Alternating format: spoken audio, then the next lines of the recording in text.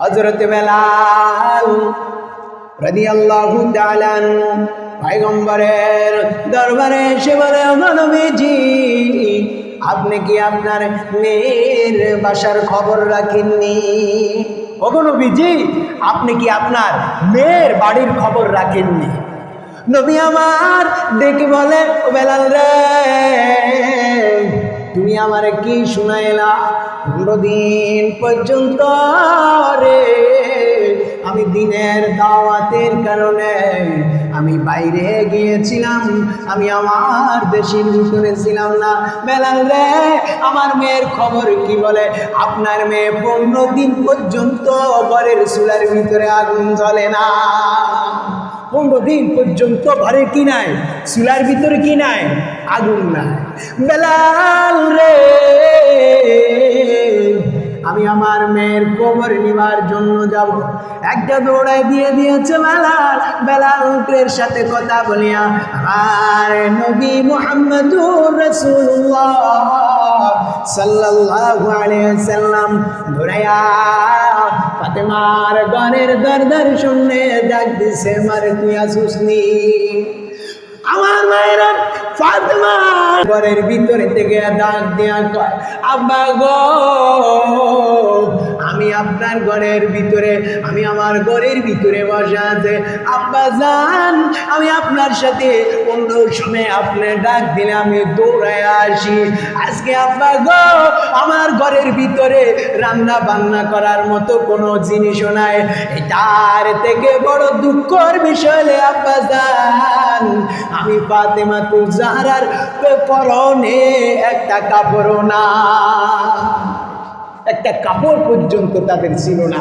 আর আমরা কত হাজার কাপড় পরি, বছরের পর বছর, মাসের পর মাস, কিন্তু আকায়ে তাজদার নবী মুহাম্মদুর রাসূলুল্লাহ, দোজাহানের সরদার নবী মুহাম্মদুর রাসূলুল্লাহ সাল্লাল্লাহু আলাইহি সাল্লামের মেয়ের গায়ের এত নজ্জ, এত নগণ্য বা এত জীর্ণ ছিন্ন পরিবার ছিল, ওই নবীর মেয়ের গায়ে পর্যন্ত কাপড় ছিল না। কেন ছিল না? তারা কষ্ট করেছে, কষ্ট ইবাদত বন্দেগী করেছে কার জন্য? আল্লাহ পাক রব্বুল আলামিনের জন্য। আজ আমরা হায়াত পেয়েছি, কিন্তু হায়াতকে আমরা কদর করতে পারি না।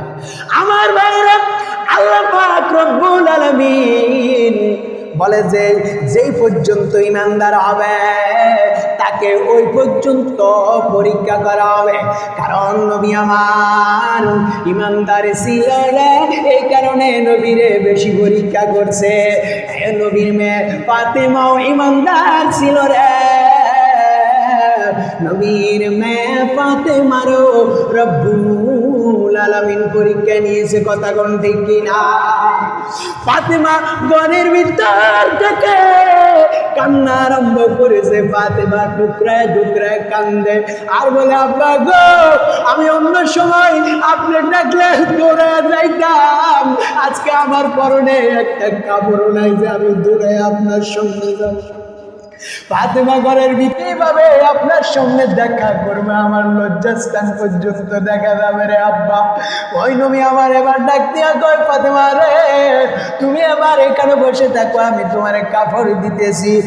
আর আপনার নবীর গায়ে একটা পরনে বিশাল বড় একটা চাদর ছিল, যে চাদর মুড়ালে সমস্ত শরীর ঢেকে যায়। নবী আমার এবার ফাতেমারে ঘর থেকে বাহির থেকে বলে, মারে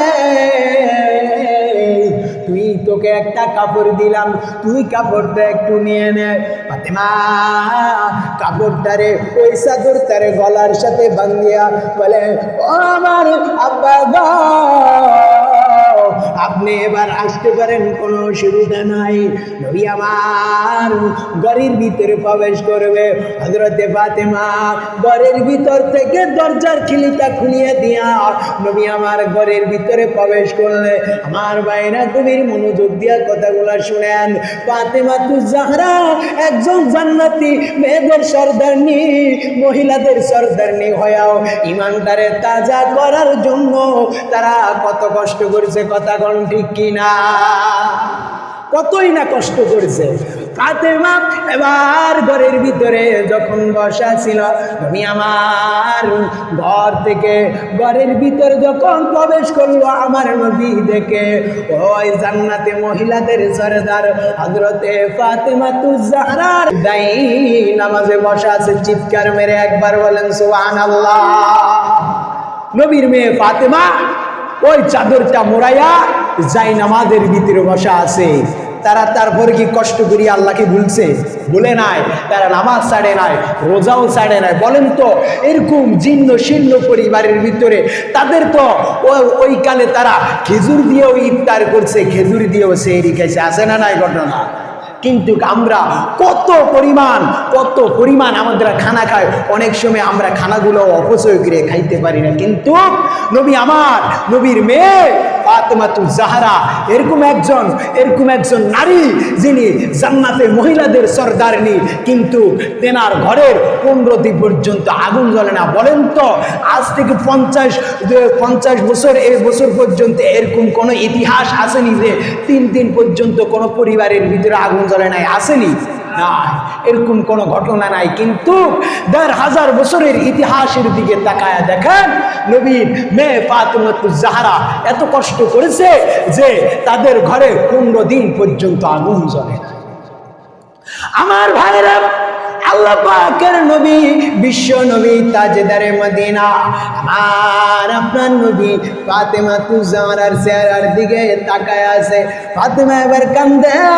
ফাতেমা কাঁদতে কাঁদতে বলে, আমার আব্বা জান, আমার কোনো দুঃখ নাই, তবে আমি যত কষ্ট করি না কেন, রব্বুল আলামিন যেন পরকালে আমি ফাতেমার কোনো আযাব না দেয়। কষ্ট করছে, কিন্তু তারাও কি আখিরাতের ভয় অন্তরে ছিল কি ছিল না? ছিল। তাদের অন্তরে ভয় ছিল। নবী আমার ডেকে বলে, ও ফাতেমা রে, তোর যাই নামাজটা একটু উপরের দিকে উঠা। ফাতেমা যাই নামাজটা যখন উঠাইল, নবী আমার ডেকে বলে, ফাতেমা রে, তোর যাই নামাজের নিচের দিকে একটু তাকায় দেখ না, কত হাজার সৈন্য মাটি নিচে ঘোরাঘুরি করতেছে। জোরে কন্যা সুবহানাল্লাহ। ফাতেমা রে, তুই কি এই সৈন্য চাস নাকি তুই আখিরাত চাস? ফাতেমা কান্না জড়িত বলে, ও আমার আব্বা জান, ও দো জাহানের সরদার নবী মুহাম্মদ, আমি স্বর্ণ চাই না, আমি একজন ইমানদার মহিলা হিসাবে আমি আখিরাত চাই, দুনিয়া চাই না। জোরে কোন সুবহানাল্লাহ। ওই একটা জমানবদ্ধ রাখেন না, স্ব-ইচ্ছায় আরো জোরে বলেন না সুবহানাল্লাহ। নবীর মেয়ে ফাতেমা কান্দে আর বলে, আব্বা গো, আমি এই স্বর্ণ যে দেখতেছি, ও আমার আব্বা জান, আমি আপনার মেয়ে হতে পারি, আমি এই স্বর্ণের লোভ আমার ভিতরে নাই, আমি এই স্বর্ণ চাই না। নবী তার দ্বারা বুঝাই দিন, ও ফাতেমা রে, তুই দুনিয়া চাস নাকি তুই আখিরাত চাস? ফাতেমাকে যখন বললো, ফাতেমা ডাক দিয়া বলে, আব্বা গো, আমি আখিরাত চাই, দুনিয়া চাই না। আমার আল্লাহ বলে, যে বান্দা বান্দিরা দুনিয়া চাবে, আমি আল্লাহ পাক রব্বুল আলামিন তাদেরকে দুনিয়া দিয়ে দিব। আর যে বান্দা বান্দিরা আখিরাত চাবে, আমি আল্লাহ পাক রব্বুল আলামিন তাদেরকে আখিরাত দিব। জোরে কন্যা সুবহানাল্লাহ। যে বান্দা বান্দিরা আখিরাত চাবে তাদেরকে কি দিবে? আখিরাত দিবে। আর যারা দুনিয়া চাবে তাদেরকে দুনিয়া দিবে। আমার ভাইরা, এবার বলতে পারেন কারা দুনিয়া চাবে, কারা দুনিয়া চাবে? ওই নবীর মেয়ে ফাতেমা যখন কাঁদতেছে, নবী আমার ডাক দিয়া বলে, ফাতেমা রে, তুই যদি আখিরাত যদি চাস তাহলে তোর এই স্বর্ণের লোভ থেকে তুই বের হয়ে চলে আসবি। আর ফাতেমা রে, তুই যদি দুনিয়া যদি চাস তাহলে স্বর্ণের লোভ তোর ভিতরে যাবে। নবী আমার যখন এই কথা বলল, ফাতেমা বলে, আব্বা গো, দুনিয়ার সুখ আমি ফাতেমা চাই না, দুনিয়ার সুখ আমি চাই না, আমি ফাতেমা আখিরাতের সুখ চাই। জোরে কন্যা সুবহানাল্লাহ। আখিরাতের সুখ আমরা চাই কি চাই না? কথা বলেন না। চাই। আখিরাতের সুখে আমাদেরকে চাইতে হবে। এই জিন্দিগি বলতে বলতে বলেন তো, কারো বছর বয়স এখানে 50, 53, 40, 45, বলেন তো কেমন কেমন জানি দিনটা চলে গেছে না? কেমনে কেমনে বলতে বলতে দিনটা চলে গেছে। এই কারণে কবি বলে, জিন্দিগি তোর যাই রে ফাঁকি দিয়া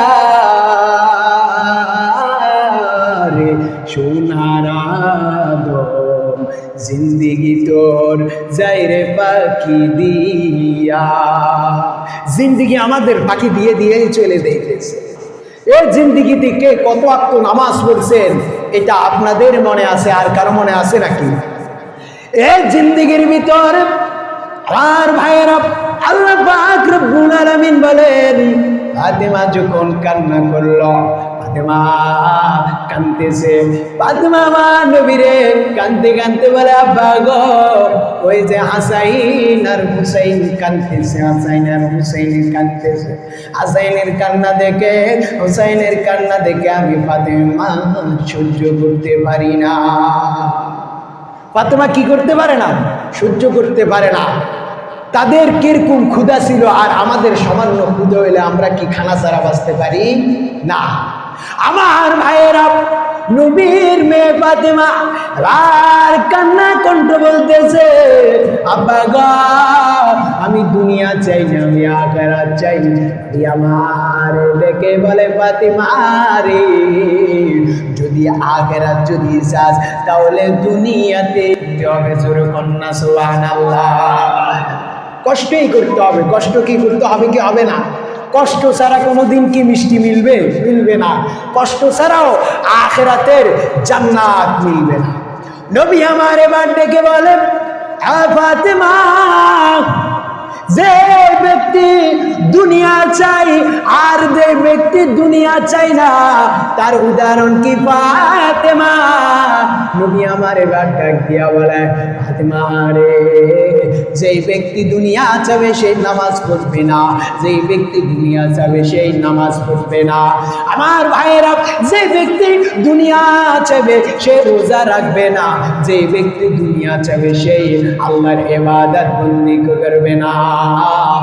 আমার নবী বলেন রে, যে ব্যক্তি আখিরাত চাবে সে নামাজ ছাড়বে না, সে রোজা ছাড়বে না, সে কোনোদিন ইবাদত বন্দেগি ছাড়বে না, কোনোদিন ইবাদত বন্দেগি কি করবে না? ছাড়বে না। এটাই উদাহরণ, এটাই পার্থক্য, কে দুনিয়া চাই আর কে আখিরাত চাই, ঠিক কি না? এটাই হলো পার্থক্য, এটাই পার্থক্য, কে দুনিয়া চায় আর কে আখিরাত চায় না, এটা সবাই নির্ণয় করতে পারে।